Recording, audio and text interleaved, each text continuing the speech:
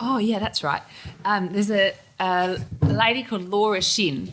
Yeah. And am I supposed to put these on? Yeah, you can. A lot of people are a bit hesitant, but once you put them on, it's like being in a different world, so it's cool. Okay. Her name's Laura Shin, and she does her own podcast called Unconfirmed and Unchained. And she's a crypto and blockchain podcaster. Yeah. But she did a TED Talk. I'll write that down. About 2 months ago, which is really fabulous. And in the talk, she describes her career now, which is she gave up her full-time job and now she's running her own podcast, and that's her full-time profession. And that what that's provided for her in her life in terms of autonomy, freedom, that she's able to be the author of her day in a way that she hadn't been able to be before, and how much she loves it. And that this era presents that opportunity for people that want to pursue that. Yeah, absolutely. Yeah. So I thought that might be an interesting talk for you to watch in the vein of what you're contemplating and exploring right now. Is she based she based here in Perth, or is she? She's American. She's actually based in New York. All right. She was previously an editor for Forbes and based out in San Francisco. And I met her on Sir Richard Branson's island in July of 2017. Yeah. And she invited me to, she was an editor at Forbes at the time, to be a contributor to Forbes. So I now write pieces for Forbes, only about one a month. Yeah. A bit like you. That's as a kind of hobbyist project. But I find it's really great process to go through to reflect on a subject in more depth and become more knowledgeable in things that I'm interested in. Yeah. And so if you actually read through the Forbes articles in the past 2 years, you'll see that it's a kind of diary of the things that I've been contemplating. But so she left her Forbes job and set up the podcast, and now she does that as her full-time thing. Yeah. And I think it's like one of the top, or if not the top, blockchain podcast in the world. Yeah. Wow. Okay. So we've got Laura Shin with the Crypto Podcast. Yeah. And what's the best place for me to get on and read those articles? Like, is there a particular section on like the Forbes website or something? I've got like a kind of contributor page, but if you just search my name, Jemma Green, and Forbes, it will come up. It's in the crypto section. Yeah. Fantastic. So, that at the moment, I mean, this is probably a stupid question, but you're very interested in cryptocurrency as a general. I'm interested in digital currencies and blockchain and its application in the energy sector and carbon markets, but also just more generally in terms of what it might do in our world. And that's what I write about in Forbes. Brilliant. That'd be good. I'll definitely read all that. If you just want to try and keep that just like maybe like a fist length away. How's that? That's good. And then maybe just lean in a little bit more. Sure. Whatever's comfortable, but yeah. How's that? That's good. Okay. Wow. So I tend not to do like a formal introduction because I think that it takes away from like the conversational nature of it. So just as a side note, we used to do a bit of an introduction and sort of plug the podcast at the start. But to be honest, I think we just now have like a little sort of reel of all the different platforms that we're on that comes up in the edited video. But yeah, this has been very interesting, actually, just the beginning of this podcast, because I've never actually had a guest come in with so much energy and enthusiasm that's specifically orientated around some of the things that I'm saying. It's like, yeah, it's got me hyped. I was like, okay, not that any of this is like would be boring at all. It'd be fascinating, but we could talk about your history and then go into like the Power Ledger stuff and go from there and then start covering like more like current events relating to that. But this is some of what you're saying now has already blown the window open on the things I could talk about. So that's pretty cool. But yeah, so I guess in the beginning you studied at Murdoch. You did finance, like a Bachelor of Commerce, majoring in finance. I wanted to know, how did you, why did you go to London? Because it sounds like you pretty much just graduated and then hopped on a plane almost. Like, yes. How did you set that up in the first place? Did you go to JP Morgan immediately, or I think maybe you spent 2 years somewhere and then did 9 at JP, or? Correct. How did that all play out? How did you get the job? And yeah. So my dad is Irish, he passed away 20 odd years ago, but he maintained his Irish citizenship, and so I was able to get an Irish passport. Yeah. And it was, I imagine today it's quite common as well, but kids in Australia finish university and they go overseas and work abroad. Yeah. And it was very popular 20 years ago. And so as soon as I finished my degree, I bought a round the world ticket, and with a friend of mine who I went to school with, she and I backpacked around the States and Canada. Awesome. And we got a work permit for Canada, and we stayed in Vancouver for a summer. And we went up through California, Texas, Arizona, and Utah, and then we went into Canada, worked in Vancouver, and went through Banff and Jasper, over to Montreal, down to New York, just 2 weeks before September 11, and then went over to London. And I actually remember 2 weeks after I got in London, walking through Covent Garden, and there was a Bang & Olufsen store there with a big television screen, and I remember stopping and seeing these planes go into the buildings and thought that it was a movie. Yeah. But I was so mesmerised by it for some reason, and I guess on some unconscious level I thought that there might be this is reality here. And so that was my kind of first moment in London, and it was actually a very difficult period subsequent to that, obviously because of the terrorist attack. There weren't many of the banks were not hiring, and it had caused like a big impact on the market. So it was actually very hard to get a job to start off with, and I started off waitressing. Okay. And then I was fortunate enough to get some contract positions in banking, and then after a period of time I was got a position at JP Morgan where I stayed for 9 years. And the first part of my job there was in exotic and hybrid equity derivatives. And then I was telling you earlier that I did a leadership training course, and as a part of that I had to choose a project, and I looked around the office and thought, I might introduce recycling to JP Morgan's offices. And so you painted yourself as the office bag guy for a little while there. I became quite hated as a result of that project. But it did make me realise that this is an area that I'm fascinated by more than I was in my day job at the time, and I really want to pursue a career in this field, in sustainability. And somebody told me a few months ago that it's actually very hard to get people to change their behaviour. If you just so much as ask them to take their watch off their left wrist and put it on their right wrist, they'll find that affronting.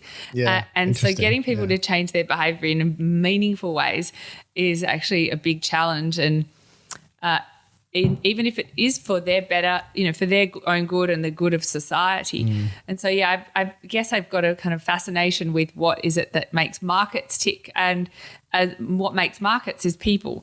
So, the work that I'm doing now in Power Ledger is really about creating the connectivity from a market's perspective to facilitate a distributed energy system.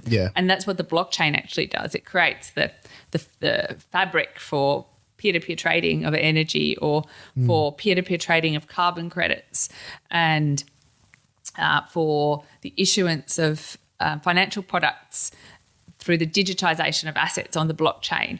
And I think that this technology creates a different level of interaction with human beings and different kind of markets as a result of that. Yeah, interesting. Yeah.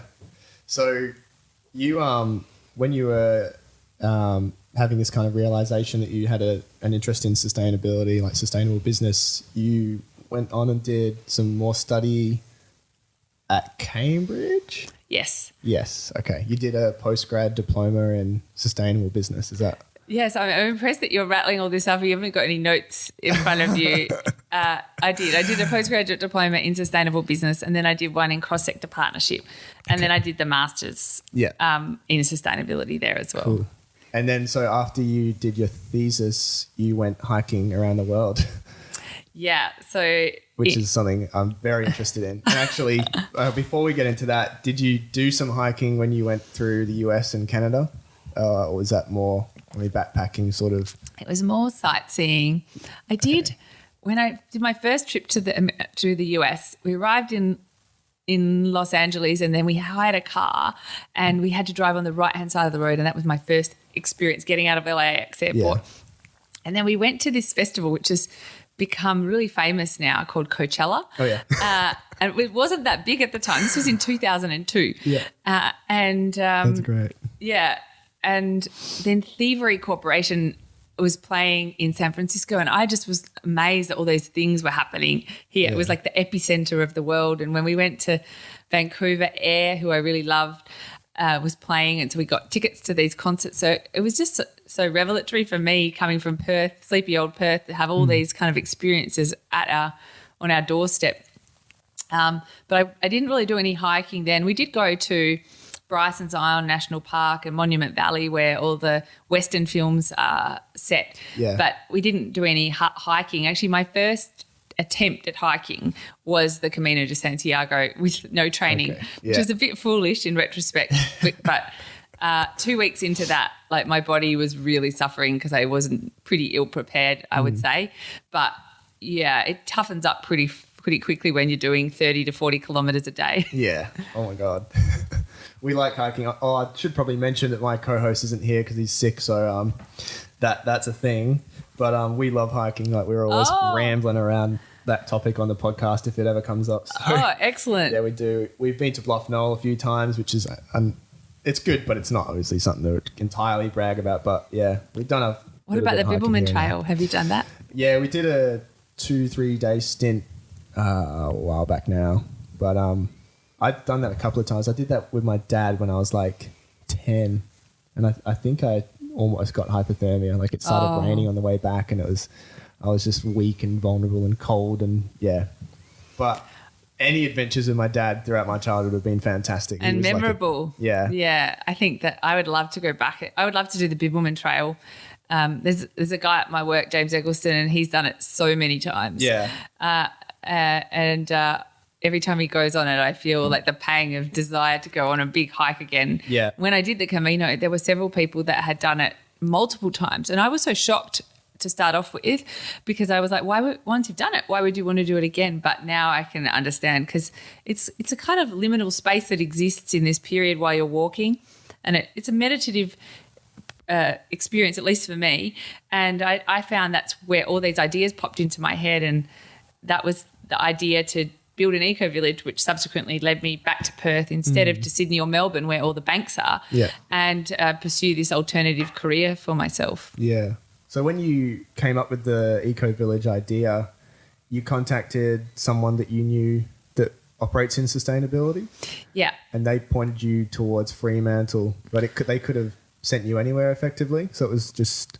Well, it was Professor Peter Drugi in Europe, and he said you should speak to Professor Peter Newman at Curtin. Yeah. And so I wrote him an email, and he said, let's do it. Great idea. Let's do it in Fremantle, and introduced me to the Mayor of Fremantle. And when I returned back to Australia, which was at the end of November 2012, in the following month, I had like lunch set up with the Mayor and exploring where might be an appropriate site for such a project. Yeah. How come Fremantle? Why was that a suggestion from him? Like, what is it about Fremantle that lends itself to setting up something like that? Well, I think there's a big interest in sustainability there. I'd say it's a kind of epicenter of sustainability in the Perth area, and so it's a place where there would be more demand for that kind of housing product, and there was already a lot of activity going on in terms of sustainable housing developments. Yeah. So we might be moving forward a little bit here, but you set up a dual apartment complex in White Gum Valley that was sort of, is that like a really sort of scaled down version of essentially what Power Ledger are doing? Like, so you've had these two apartment complexes. I think you said something along the lines of you were interested in apartment complexes because they make up 30% of the housing supply. And there was some figure as well about how many don't have solar panels or any kind of none. Renewable. Yeah. So you took on that, and so you've set these apartments up with solar panels, and then are you using the blockchain technology to distribute the power to each individual apartment, or? Well, the blockchain doesn't distribute power because the laws of physics kind of dictate how power is distributed.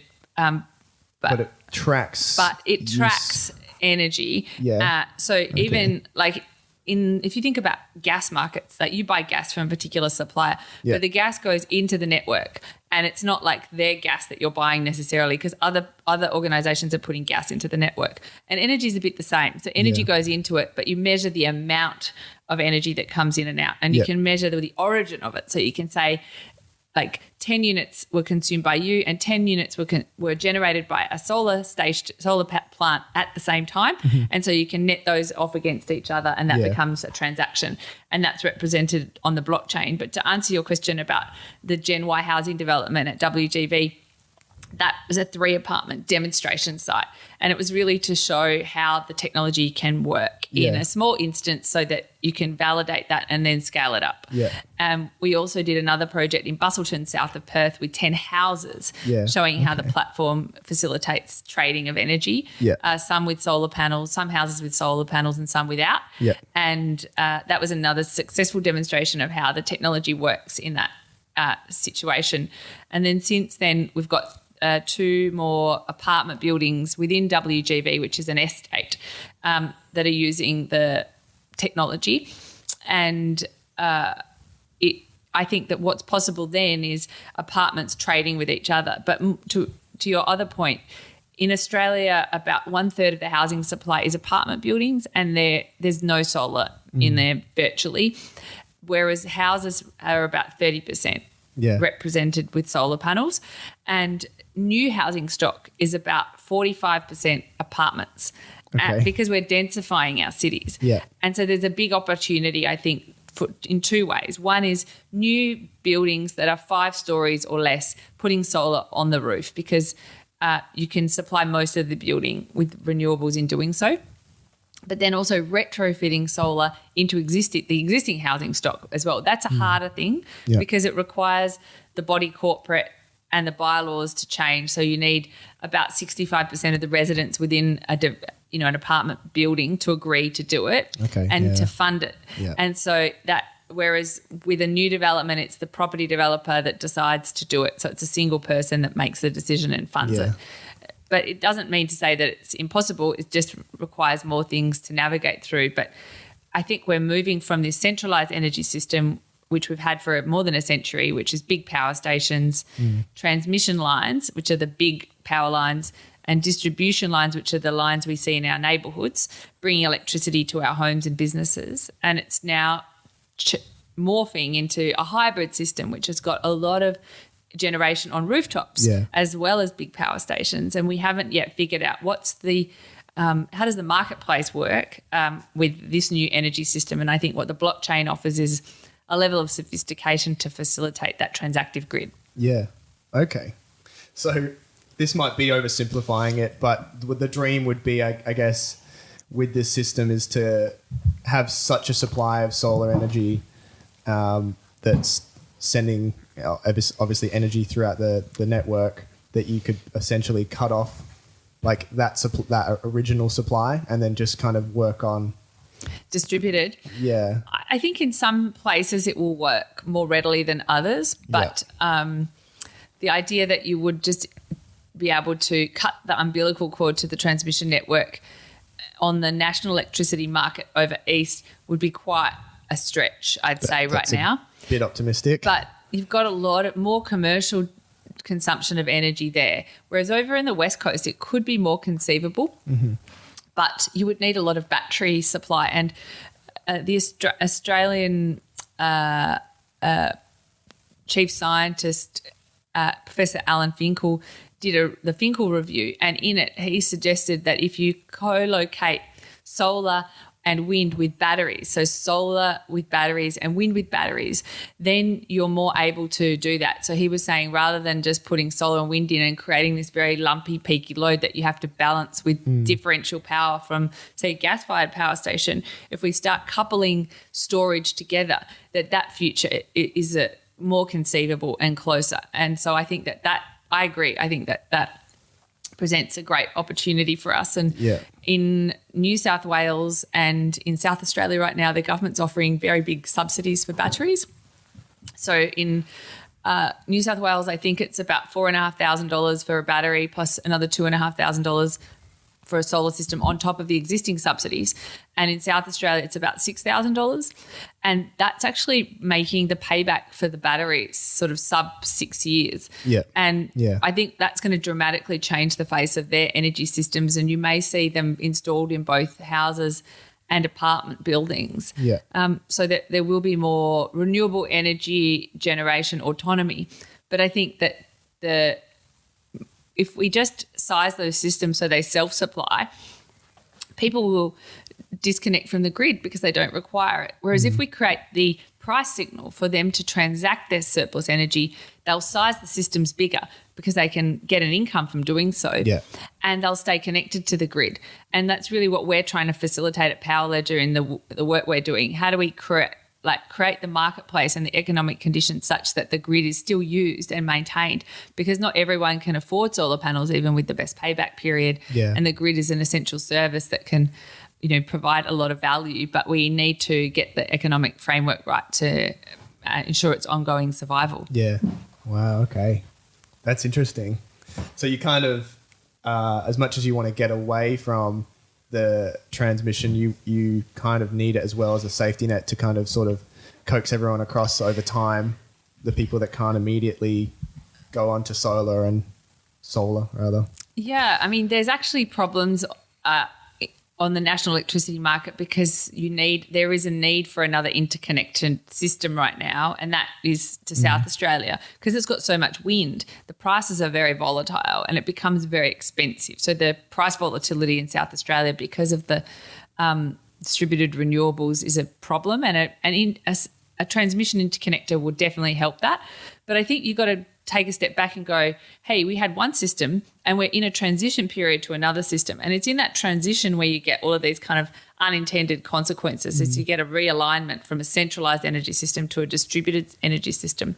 So it's conceivable you could have an entirely distributed system without transmission, but in that intervening period, you've got to get there and maintain the lights on and make it not too expensive for people. And, people can't lose too many jobs. You've got to, have a workforce realignment as well as a system realignment. So, there's a lot of things to contend with to make it work. But I think that the subsidies we had in terms of a feed-in tariff for solar helped get a lot of uptake of solar in Australia. And now we're seeing the subsidies from a battery perspective just in this intervening period to get the price parity right. And then I think that will really facilitate and expedite the transition to a low-cost and low-carbon distributed energy system. Yeah, okay. So first of all, when did you first hear about blockchain technology? Was it with this sort of crypto kind of hype, or were you aware of it before then and kind of just seeing how it all pans out? Like, what's your experience with it? I think I'd heard about blockchain in the notional sense to do with Bitcoin, maybe around 2013, 2014, but that was really the extent of it. And it wasn't until January of 2016 when a former JP Morgan colleague of mine introduced me to these two blockchain guys in Perth, and they came to my house and were telling me about this technology, and I was so bamboozled and I actually thought it sounded like science fiction. Yeah. But after the meeting, I looked online and saw there were very many applications that were emerging for the use of the blockchain, and particularly in energy, which was at that point had in my PhD trying to solve this problem at WGV with the apartment building. And basically the problem was that I wanted to be able to trade surplus renewables with your neighbours in the apartment building. And I saw that there was a project in Brooklyn in New York doing that. And I got very excited.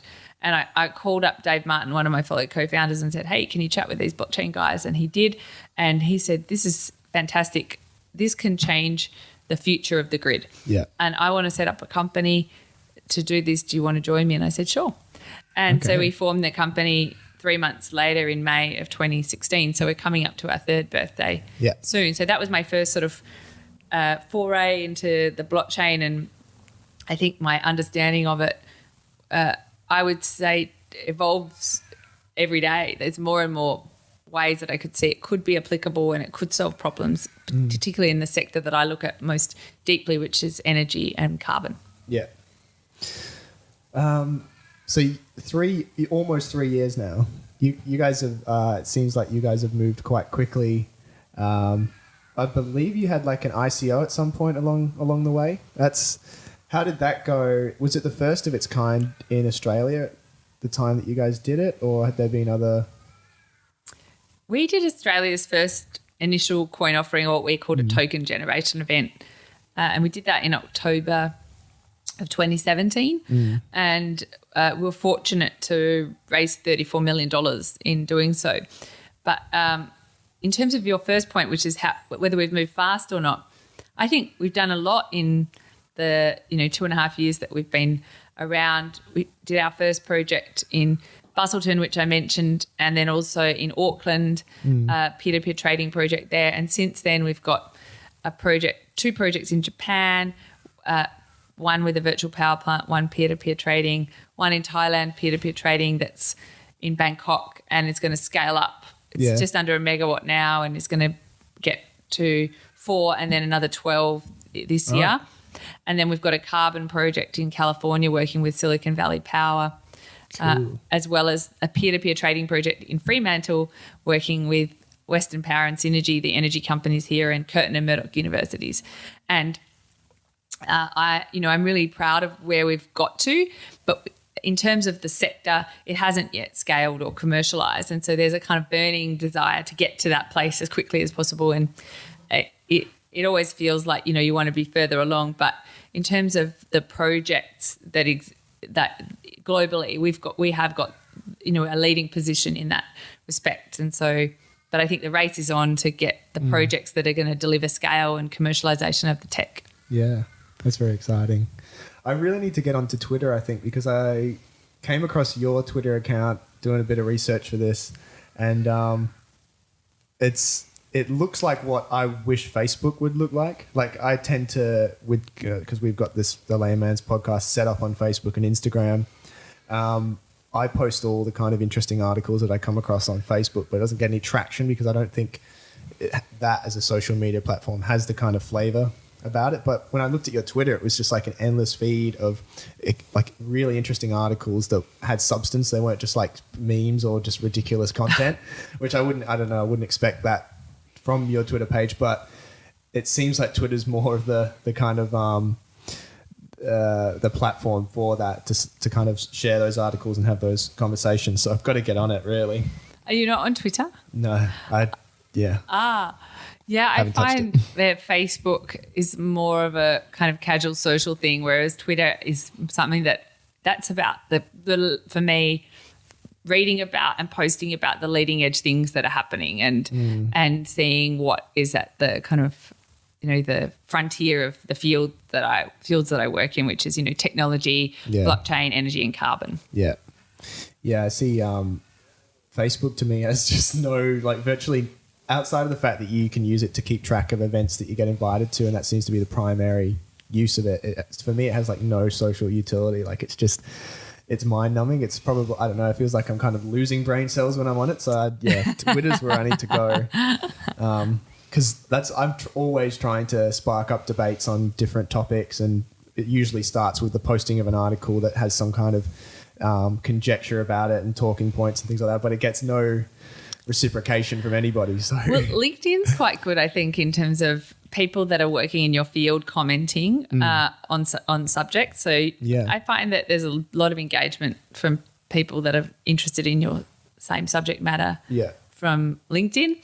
And interesting, the guy that founded LinkedIn, Reid Hoffman, has a great podcast called Masters of Scale that I found. He invites his friends that have set up other startups and scaled successfully, and he talks to them and finds out their kind of secret sauce. Yeah, that sounds almost like a little bit like Tim Ferriss.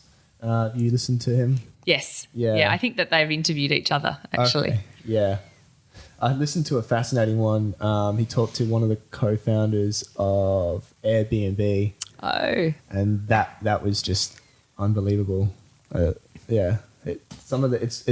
It's actually interesting because you kind of like look at these people that have started huge companies and been very successful, and you kind of think that there's something sort of inhuman about them, and that you can't really imagine them being like a person like you or I or whatever. Like there seems to be this kind of like air of like professional celebrity to them, I guess. But when you listen to those podcasts, it feels as though you realize quite quickly just how human they are and how similar you can be. And that I think that kind of, for me, kind of puts those endeavors into a more realistic environment where you can sort of be like, I don't know, you look at like anyone wants to start something of their own or whatever, you're kind of like shrouded in mystery and uncertainty, but it's like the little baby steps.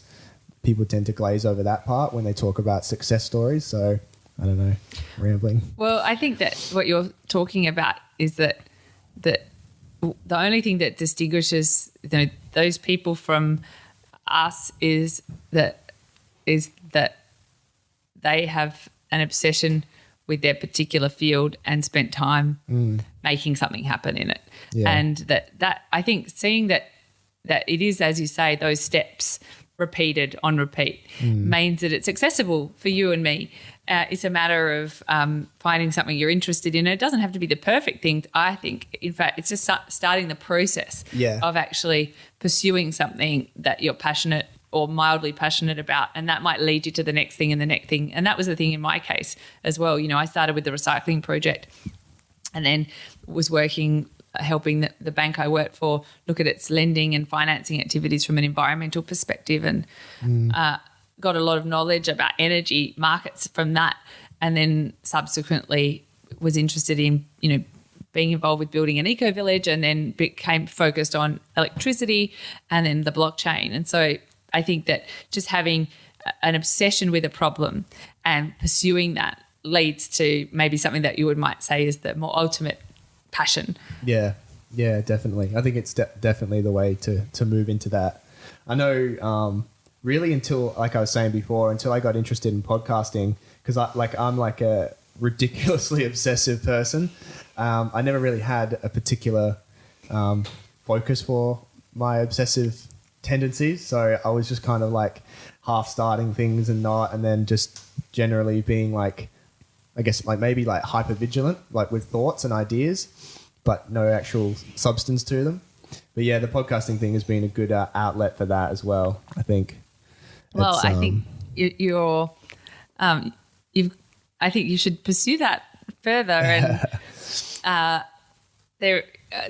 think that there's a big opportunity for people to create unique and interesting content, because who knows, with all the podcasts that you've done, other people might listen to them and get an idea about what their next career move might be, and that might have sort of a pivotal impact on them. So, and also, for yourself, in just being a kind of sponge, interviewing this many people, there'll be insights around what you might want to do either in your podcast or just more generally in your other areas of your life. Yeah. I've given that advice to a lot of friends that don't really know what they want to do. So some younger friends that are kind of going through that natural processes. And I've just said to them, cast your net out really wide, like just throw it out as far as you can. Cause you need to open yourself up to a range of different experiences, because it's like you can't even, it's really hard to conceptualize what something might be like without actually having a direct experience. So Correct. You've just got to throw yourself into all these things, which is frightening and stuff. But it's interesting because once you get into that state of mind, it's like every day you're learning new things and solving problems. And I think as sort of a wider note that I've noticed about young people coming out of high school is and even during and after universities, they kind of just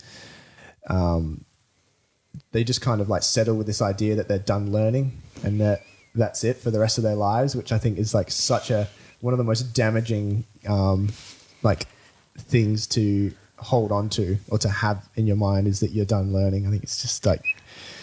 Well, I think it's a bit of a sad outcome. One of the things I love about Powerledger is that my colleagues are all obsessed with learning, and we've just started organising these kind of weekly presentations with somebody in the office that's a subject matter expert on their thing, and getting people to listen to a podcast and then have a lunch and learn session where we talk about that. And I love that there's this kind of continual interest in ongoing learning, and I think that gives us an edge in being more agile and innovative. Yeah, for sure. I think that, especially with how quickly the world is changing, I think that you need to be I guess the epitome of someone who's stopped learning, and it's justifiable, but is like an elderly person that's kind of lost touch with technology. It puts you in a stagnated sort of state, and you can't respond to the environment around you and stuff. So you're kind of taking yourself out of the game a little bit. So yeah, it definitely maintaining that desire to learn gives you an edge. Like definitely. But I mean, my mum and her cohort have like more recently kind of acquired smartphones, and now my mum knows how to, do WhatsApp and send videos and things like that. And I think that's wonderful that, that they're not just saying, hey, or emails, I need more photos of my grandchildren, please send them. Yeah. So, but I think you can have that kind of more aged sort of way of being with young people or old people. But I think that is a sad sort of situation to find yourself in, where you've lost interest in the world and that you're not fascinated by things. So maybe your podcast might wake people up and generate their renewed interest in life and things. Yeah, that would be a good outcome. I hope it has already. WhatsApp really feels like the gateway app for old people. It's WhatsApp, and then they're onto Facebook, and then they're onto harder apps and stuff like that. Harder apps, I love it. Yeah, Snapchat, the like. I'm not on Snapchat, so am I an old person? Yeah, maybe if you get into Snapchat, then you'll be okay. You're in the safe zone. It's not as good as it's made out to be. What about Instagram? Are you on Instagram? Yeah. Pinterest? Oh, no. Okay. No. You say that quite emphatically. No, and no, I'm not going. Yeah. My only experience, or not experience, but like my knowledge of Pinterest is like people go on like obsessive sprees of setting up like Pinterest, like, I don't know, like just on abstract collages. Things. Yeah, like with pottery or something, or like sewing, or like it's like a digital manifestation of people's like most obscure obsessions. Hobbies and obsessions. You couldn't really create a visual representation of your podcast obsession on Pinterest. That would be difficult. To be honest, it would be littered with just images of people of like notoriety that I admire and stuff like that. There'd be probably a few Steve Jobs pictures in there and whatnot. But yeah, that would be it. Because that's, I think, the culmination of the podcast is, fascination with people, because they are like they're the source of all other areas that I find fascinating. It all comes from people's ideas and their behaviors, which then impact their environment and has changes and things that are interesting. Yeah. So that's cool. It's like what within a person psychologically makes them tick to me is just as fascinating as the subject matter as well, which was cool when you came in talking about some themes that resonate with me is cool, because normally I have to kind of build up to that in the podcast and get to that level of kind of discussion, but it was good right before coffee. Yeah. Well, if you think about what an entrepreneur is, they've managed to create a product or a service and replicate that. Like there's a demand for that in the market, and so what they've had a unique insight about something that's common to lots of people, and it might be a common problem that's spread across society, or a common desire that people have. And so that I find that entrepreneurs are fascinating in that sense, because they've actually had that finger on that pulse of society in some sense, and managed to develop something that has, broad sort of demand in the market. So it is quite, and they are often unusual people, because they are thinking about things in a more market sense or a societal sense. Yeah. I always find it interesting that you make that point about there being like unusual people that get into those kind of endeavors, because I think that for me, I've always used, like, if I start rambling when I'm out socializing with people about a particular topic, and I can feel that they're losing interest, and this is something that I am like obsessed with, but it's not resonating with other Uniquely people. obsessed with. Yeah, that's always a good indicator to me that that's something of value or substance, unless it's just absolutely boring, but I don't often find myself, maybe I do, I don't know.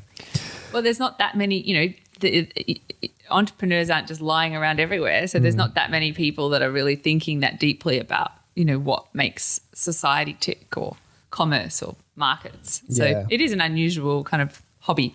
Yeah.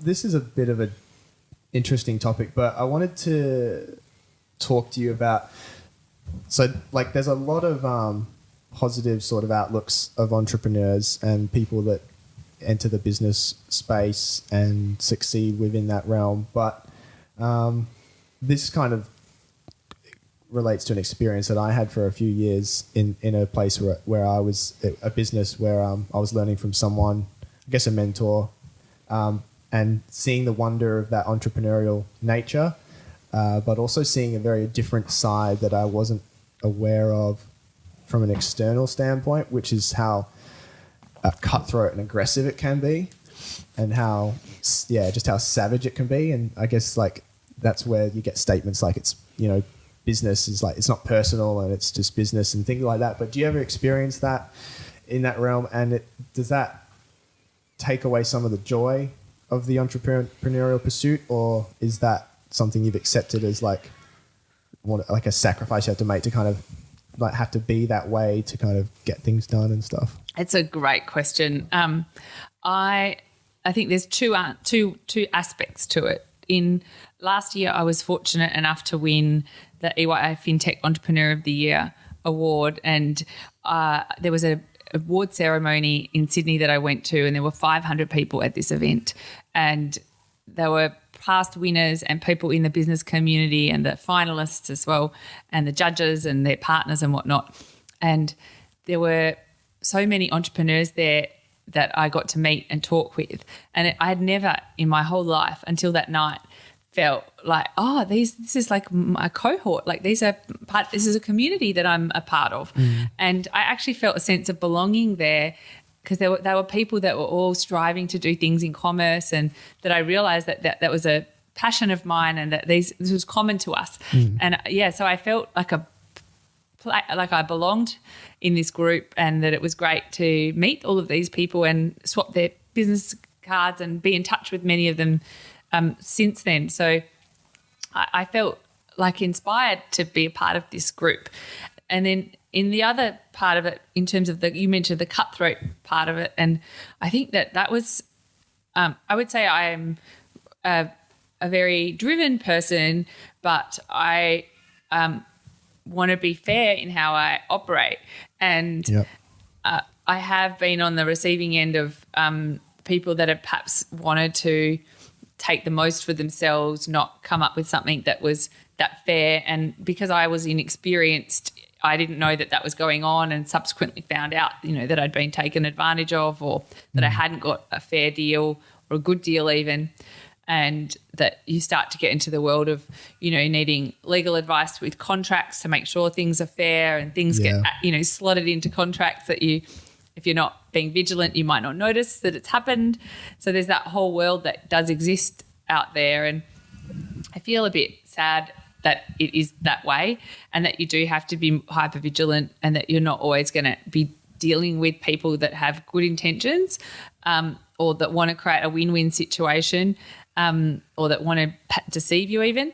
But I don't feel bitter about their existence. It's just more like, it's like being bitter about having to do the dishes every day. It's just a matter of life, and I don't want that to define how I operate. I just need to be more aware, and I've certainly become more astute in terms of identifying, risks. I would put like sort of characterize it more broadly, in terms of, making sure that our business is protected, and that our interests and the interests of the shareholders are protected as well. Because as a company, and as a director of a company, you have this thing called a fiduciary duty, and it's actually a legal obligation to protect the interests of your shareholders. And there's lots of different ways that kind of manifests in terms of risks and how you mitigate them and manage them.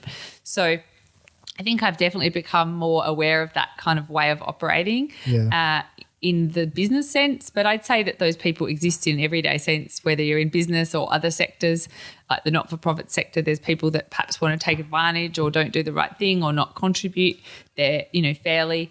So I just think that's just part of life, and that, that you got to find ways to, deal with friction. Yeah, definitely. That's very interesting. I wanted to get your take on that because it's, you do seem very kind and fair and things like that. So I guess that you would be sort of dealing with that on a daily basis. So yeah, that's very interesting. So speaking about like entrepreneurs, I guess Sir Richard Branson's probably one of the epitomes of that. How did you find yourself on his island, and like, was he there? Did you meet him and all that kind of stuff? And yeah, what's the story behind that?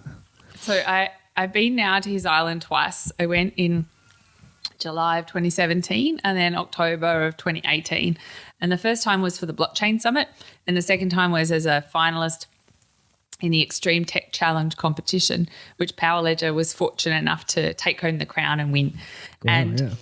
I saw and hung out with Sir Richard Branson in both of those instances, and it was quite, I think, like a bit like the conversation you and I had at the beginning here about entrepreneurs and are they different to us. What I realised in talking with him, and I actually listened to a couple of his books beforehand on audio books, and I realised that he's just like us. He's got insecurities and he's nervous and he's, hoping that, he won't be found out for not being smart enough. Like he talks about the fact that he's got, what's the word when you're dyslexia? He's got dyslexia, and he felt for a long time that he was stupid because of it. And he didn't know the difference between gross and net profits, for example, and somebody had to explain that to him. And that was after he'd been, running multi-million and billion-dollar businesses. So, and when I met him, he was very understated and unassuming. And I actually thought, I'm just as nervous as he is right now talking with me. And that was really humbling, actually, to see that. And the other thing that I noticed was that he obviously is a very successful entrepreneur and businessman, but he is also just as obsessed with having fun. And that was a real eye-opener for me, going, I think that I probably need to have more fun in my life, and that prioritize that, just as much as working. And so for me, this year is really about trying to get the balance right. I do have two small children, and there's more demands on me at this point in my life than perhaps other times, but to try and carve out some times where fun is prioritized and it's not all about work. Yeah, that's terrifying. Was that a hornet or a wasp? I hope not. That might be an additional reason why I'd like to get somewhere a bit more. Oh no, one of the biggest reasons why I'd like to set up in a different space is because the door's a bit rickety, and so I don't leave any of this equipment out. Oh, you don't? So I would love to get to a situation where I could just come in and switch it on and go, because then I could focus on the content more. I think this is a good space. It's it's got texture to it. Yeah. We're losing the battle with these posters. They keep falling down, and at this point, I'm just we are going to be changing the backdrop and putting in some larger posters that are framed and sort of mosaic them around with the brickwork. Okay. So it's sort of like asymmetrical kind of gaps between all the posters and things. So I'm letting them fall, but yeah, we've well and truly lost the battle here. Well, I like the Nirvana framed. It's a good one. My friend got it for me a few birthdays back. Do you like Nirvana? Yeah, a lot. Yeah, it's kind of emblematic of my teenagehood. Oh, okay, yeah. What else were you listening to back then? Oh, goodness. I love the Cranberries. Okay, yeah. And my first tape that I ever got was John Farnham. Yeah, right. With You're the Voice. And then I had Roxette. as well, and Madonna. And then later on, my favourite music. Well, I really liked, Queens of the Stone Age. I don't know if you've ever heard of them. Yeah. And Pearl Jam as well. Yeah. Right. So you sort of went in a different direction then with your taste in music, like Madonna into Queens of the Stone Age. Yeah. That's cool. Yeah, I think for my 7th birthday, my mum gave me cassette tapes with my sister liked Kylie Minogue. Okay. Yeah, and I was into Roxette. That was my Joyride. That was my favourite song. Right. Yeah. Where did you get all these posters from? There's a company called the Poster Girls in Osborne Park, and they sort of run around to various clients and update their posters, like cafes and things, every so often. But they had a bunch of old posters, and they gave it to us for free. So nice. Yeah, it's good. Yeah, that's one example. That's a pretty basic example, but that's one example of some of the problem solving that we've had with this podcast. Like, to get it at least to this level of production has been a very interesting process, just in terms of working out how this hardware works, and then the editing software, and learning how to edit audio and video and stuff. And that absolutely makes me feel like alive, is when I'm like absolutely devoted to a problem. Yeah. And how long does it take you to edit a podcast?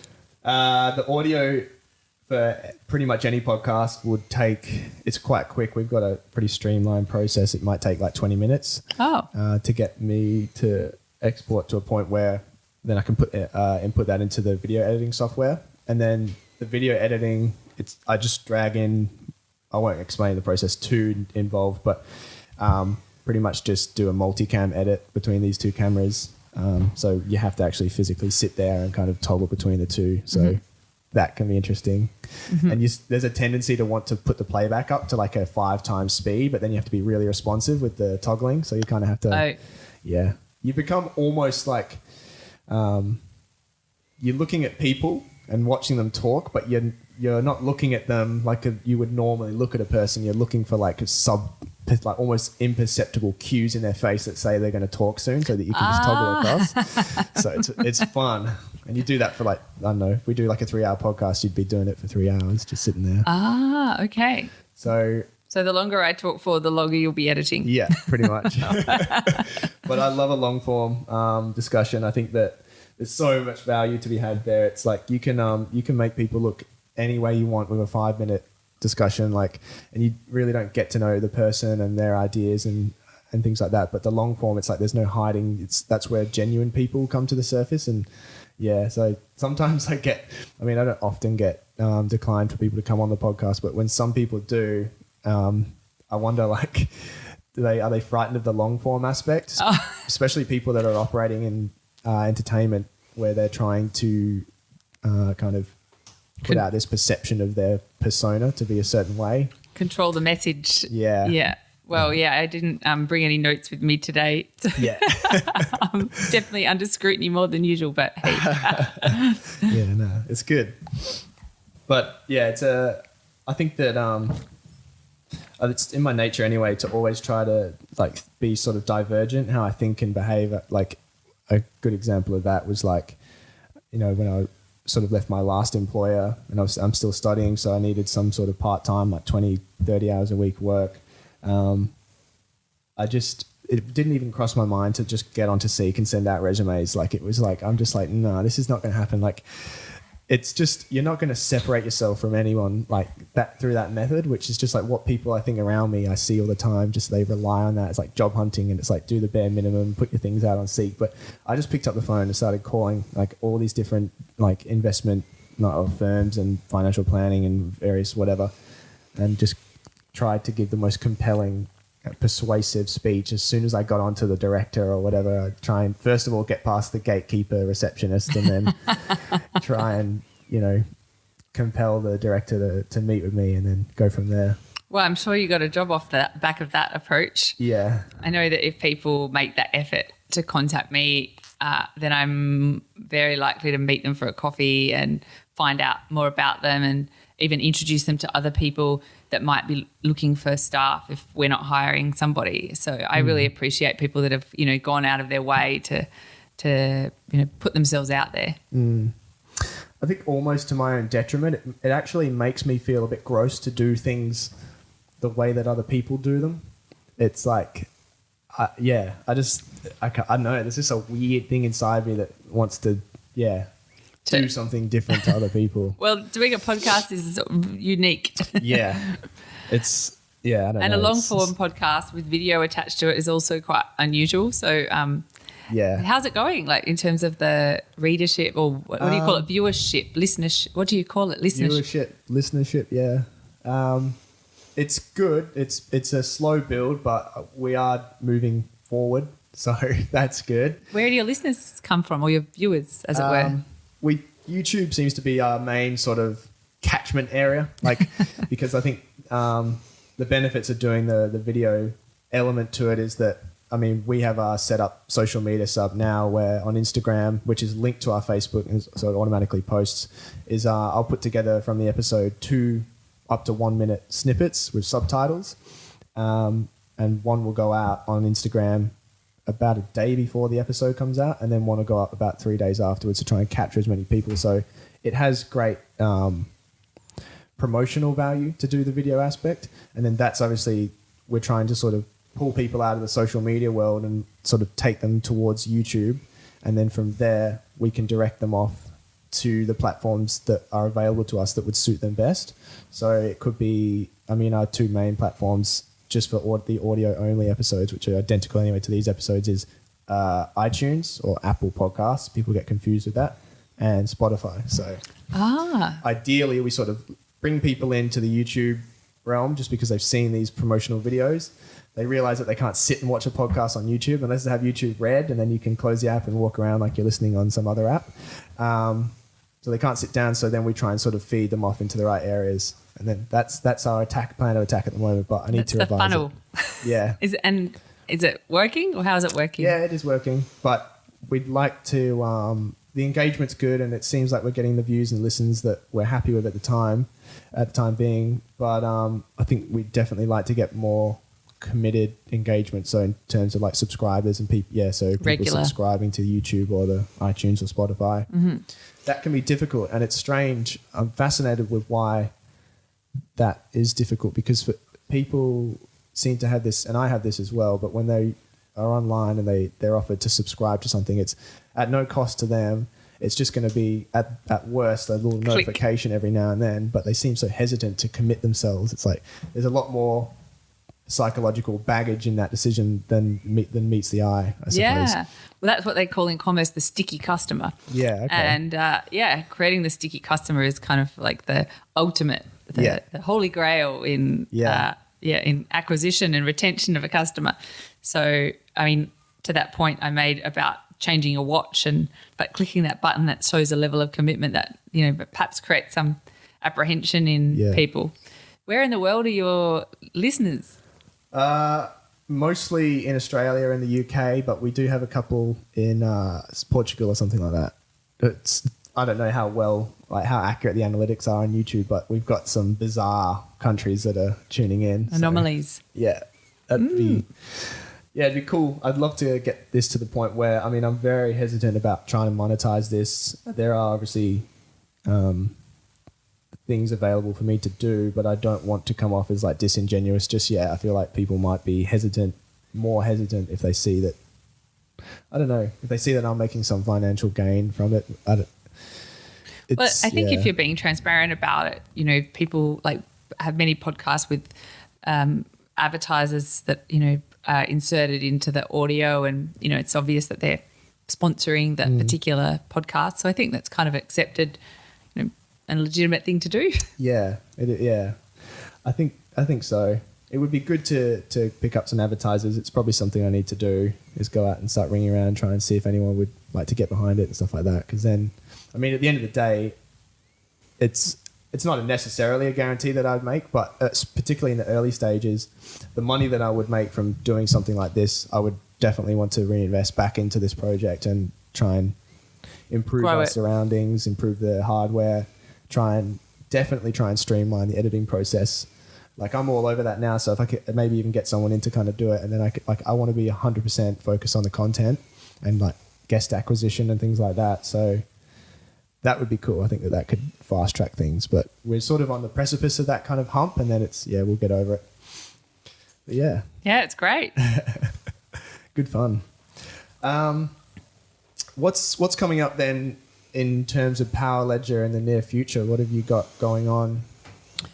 So this year is really around scale and speed to scale. And so we're focusing on, like last year was about pursuing as many projects in markets where we saw there were commercial opportunities and securing those relationships and delivering like proof of concept projects to those markets.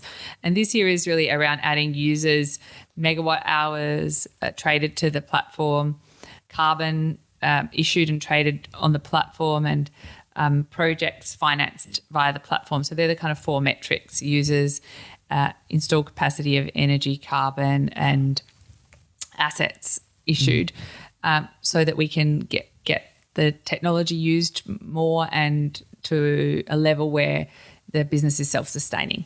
Yeah. Wow, okay. How much have you raised actually in total at the moment? Well, we obviously have the proceeds from the initial coin offering, and then we had some venture capital investment as well prior to that. And we do have some income from our projects, but in terms of commercialization, that arc to commercializing the technology, I think, is really going to be what 2019 is about. So I mentioned in Thailand, in Bangkok, we've got a project there with BCPG, and that's got just under 1 megawatt of installed capacity trading in the T77 precinct in Bangkok. Yeah. But we're adding 4 more megawatts in the next 3 months, and then another 12 megawatts. And in California, we've got a project which is using the second largest electric vehicle charging station powered by solar to charge electric vehicles, but that energy is eligible for a particular credit, carbon credit, called the low carbon fuel standard. And we're adding more assets to that platform, the carbon issuance platform, this year.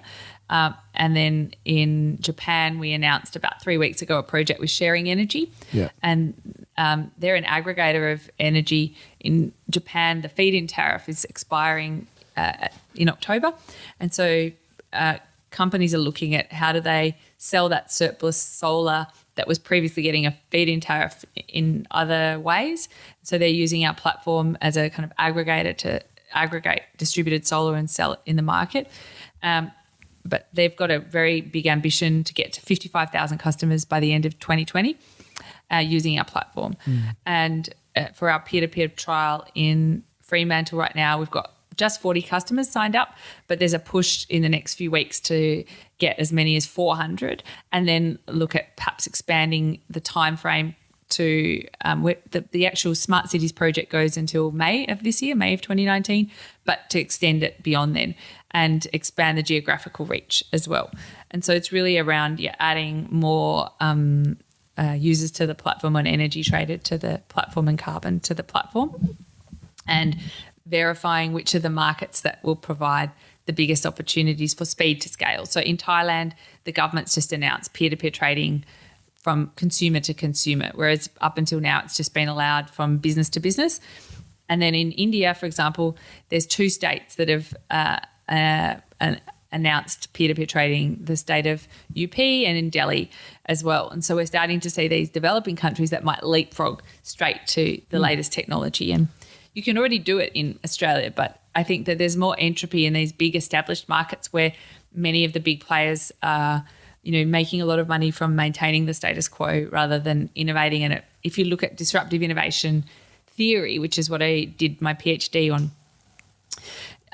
incumbent players that are being disrupted could do one of a combination of 3 things. They may fight, flight, or innovate. So fight is where they oppose the innovations. Flight is where they either do nothing or they exit the space, so they might divest their investments. And innovate is where they actually try and participate in the new market. And you could see that with utilities offering their customers solar panels and batteries and being a part of this new energy paradigm.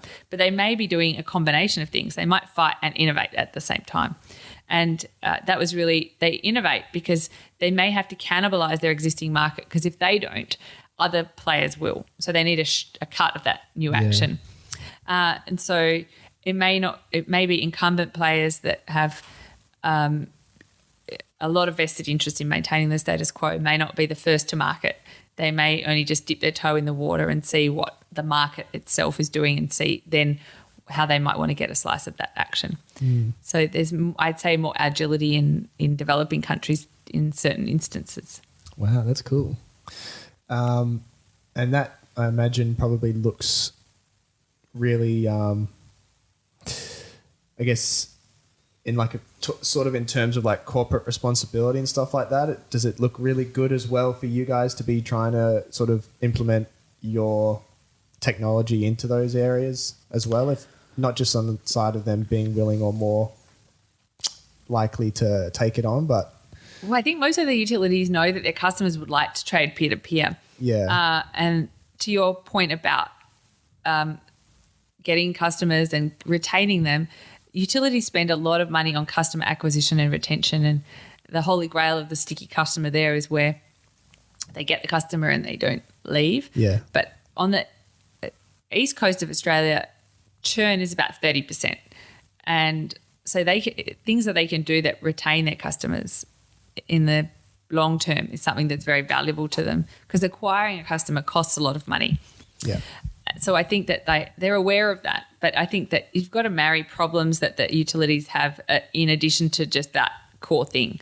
So, for example, in Australia on the East Coast about 3 or 4 weeks ago, we had these blackouts. 130,000 people lost electricity, and it was because we had a number of consecutive days of above 40 degrees Celsius. So everyone's turning their air conditioning on, and the market operator had to call upon big users of power to turn power down.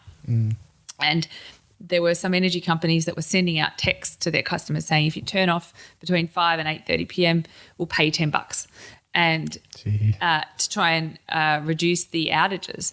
Now, they can't, with consumers, you can't instruct them to, because it might be that they would, that they might be elderly and they would be harmed not having the air conditioning on at that period of time. So you can just encourage people to do that. And actually, it was quite responsive. There was a lot of market response, people powering down in that time period, and they were getting some money from their energy company in doing so. But I think that's a fairly basic way of managing a market. And what our technology can do via a virtual power plant is that people sign up and their battery inverter is programmed to dispatch energy from the battery into the peak in that period, and the customer gets paid instantly. Whereas presently they might get paid every 60 days. When their bill comes, they receive that payment. But using the blockchain, it measures the smart meters, how much energy is dispatched or consumed, and that forms a transaction on the blockchain and the payment. So the transaction and the payment are one and the same thing. And our platform, the payment is Sparks. That's like a digital money for electricity, like phone minutes. But customers will receive Sparks in their wallet if they've dispatched energy from their battery. And instead of it just being a fixed payment of, say, $10, it'll be reflective of how much energy they dispatch and for how long. And so it will be more reflective, actually, the market price, because the price in the market in those peak instances is very high. Just to put it into context, the price got up to $14,500 a megawatt hour, which is $145 per kilowatt hour. And normally energy is about 10 cents per kilowatt hour. So it was 145 versus 10. And for energy companies, that was pretty material. So if you've got a household that might use 5 units of energy in that period, and they're only paying you 30 cents a kilowatt hour, but you're paying $145 a kilowatt hour, you'll burn your whole year's profits in one night if you're not hedged against that price. And so I think that if you can help the energy companies solve that problem, the price and risk, and get a sticky customer, that's, I think, something that becomes of interest to the utilities. And that's our virtual power plant product. So I think you've got to marry these kind of issues together in some way, and our technology can help to do that. Wow. Yeah. It's fascinating. That's really cool. Well, the other thing is around customer acquisition. Like getting new customers is really retaining them is one thing, but also acquiring new customers and a diverse range of customers, because some customers won't have solar, some will have solar and batteries, and you actually want a combination of those in your portfolio as well. And so it's how do you attract more customers that are going to help with your overall hedging and risk as well. My dad recently mentioned something which makes sense perfectly to me, but was just so fascinating, is that I don't know where they're applying this, and it's probably done everywhere, and it's like I should have heard about it years ago, but he said that they were pumping water up a hill and then running it through like a hydro power plant to get the timing to be able to use electricity in like different points of the day when they wanted it, which just blew my mind. Like that's called pumped hydro storage. Yeah. And it was a big thing up until the 70s. There was a lot of it being built around the world, and then it stopped. But in China's current 5-year plan, they're building a lot of pumped hydro storage. And in Australia, a few university studies have looked at the potential for pumped hydro storage. You need about 100 metres of differential height to make it work. But you can imagine like at a mine site where you might have a mine shaft or on a coastal area, that there could be more naturally occurring instances where pumped hydro storage would work. But yeah, it's like a battery. So you use energy that might be generated from solar or from solar or wind to pump energy up a hill and then put it through a turbine to generate electricity when there's need, and it helps with load balancing. So I think that is something that there's big opportunities in Australia to look at, comparing the cost of pumped hydro storage against battery storage and deploying whichever one is most cost effective in a particular situation. Yeah. It's just fascinating to me that stuff happens.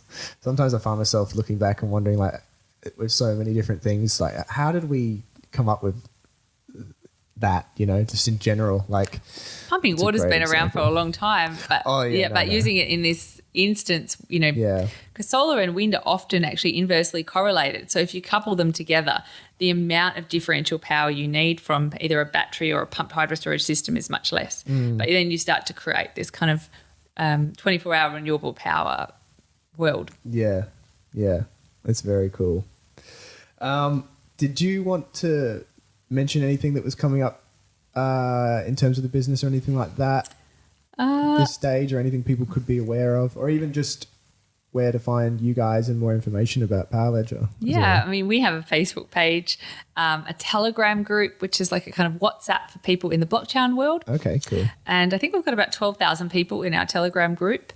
And we're also on Twitter, and we do quite a few AMAs, video interviews on Facebook. So if you'd like to sign up to our Facebook page, you can find out when they're upcoming. Yeah. And we also translate our content into several languages, so into Thai, Philippines, Japanese, Chinese.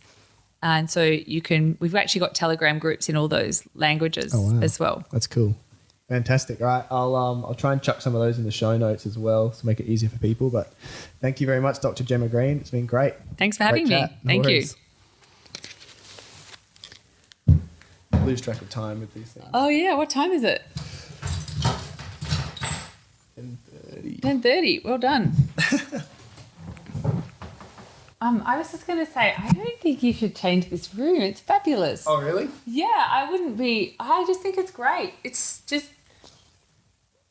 it's real. It's, I think you need to turn it into a, more perfect thing. Yeah. I love that you just kind of put all these posters on the wall and this is your parents' back. Like, this is just, Yeah. So interesting, and I would just focus more energy on doing more podcasts. Yeah. That's what I want to do that. For sure. But I think it's perfect. There's plenty of people that are doing backyard, Apple was set up in someone's back garage. So, and I don't think you have to stylize it at all. I just let it be. I mean, you'll probably make it more beautiful, no doubt, but this is great that you just kind of went and got all these old posters and stuck them up on the wall, and that. Yeah, but you've got really amazing editing equipment, and that, I think, so you get good quality sound and video. That's the most important thing. Yeah. Yeah. That's it. Oh, absolutely. And then just trying to be a good interviewer as well. Well, I think you're very conversational, so I think your style's great. Like it felt like, we're just having a chat, having a cup of tea, and that, the conversation just sort of was very, just sort of wafted wherever we were taking it. So, and you've obviously done a lot of research beforehand, so, you knew quite a lot of facts about my background, and I was really impressed that you have obviously taken the time to find that stuff out, and you don't have any notes. So I just think it was totally great what you're doing, and I just really admire you. Cool, 24 years old, you're amazing. Just keep doing what you're doing. That's funny. Yeah. Cool. Work less doing the other job.